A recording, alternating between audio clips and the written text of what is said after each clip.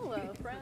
How long can you keep that position? That depends, Practice. sir. We have practice. Practice. How about if I go way down here? You come talk down to here you? with us. There you go. There you go. Okay. Whenever you guys are ready. Okay. All right, so from the start, you have stated the importance of having children back in school, in person. And now that, many parents, some parents feel that it is kind of difficult, especially if they have medically fragile students, they don't have those same opportunities to keep their students safe without mask requirements. What are you saying to them tonight, especially with that notion of appeal to the U.S. side? Well, I think that the judge was wrong, the federal judge was wrong. I think it ought to be up to the parents, and under the state law that was studied by the judge, it essentially gave the parents the choice. The state law did not keep anyone from wearing a mask who wanted to, but it said that the government could not require a child to wear a mask if the parents, for their reasons, did not want the child to. I think that is the best approach, and because of that, we intend to challenge that ruling to the Supreme Court if necessary in order for the parents to have the final say on what's best for their children. But what about those students? What about those parents who have those students who are medically fragile and they feel like they don't have that equal access? They can wear a mask. There's nothing that keeps anyone from wearing a mask if they want to.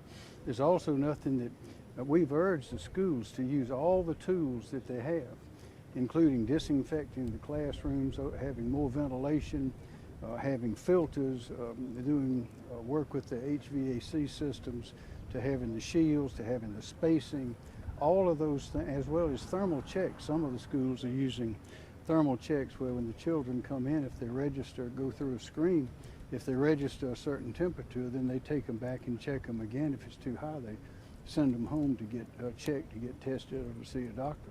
There are a lot of things that can be done.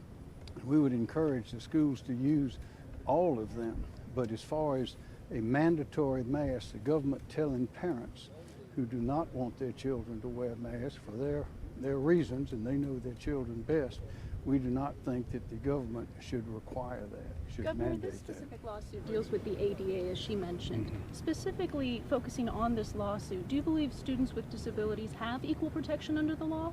Well, there are a lot of different ways to provide for the protection of the children, but there are a lot of factual questions that need to be answered there. But again, it is not the job of the government to mandate that a child must wear a mask.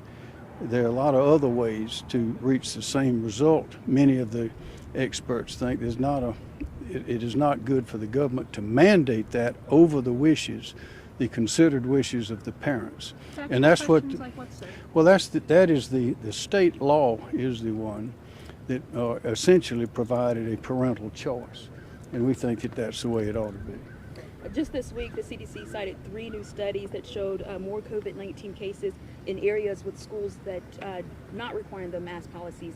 At any point in time, if those studies still continue, would you ever consider maybe changing your mind on what your stance on this? I think the best position to take with the facts that we know today, don't know if they'll change, I don't think they will, but that relationship and the knowledge and understanding of a parent about what is best for their own child is something that must be paramount in any equation.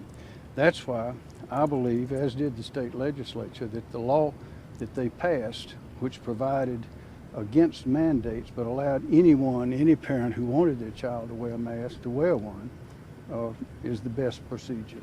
So let's say tomorrow a school district decides that, hey, they want to pretty much put a mask mandate in place. What is your message to superintendents or even school districts who decide to do this? I would say they would need to consider all the factors, including the wishes of the parents, including the availability of various other methods that can be undertaken that I've mentioned, including the spacing, more ventilation, circulation of the air, HVAC, as well as cleaning the facilities, as well as the thermal checks on the children. There are a lot of things that can be done, and in combination, they are a very powerful safeguard.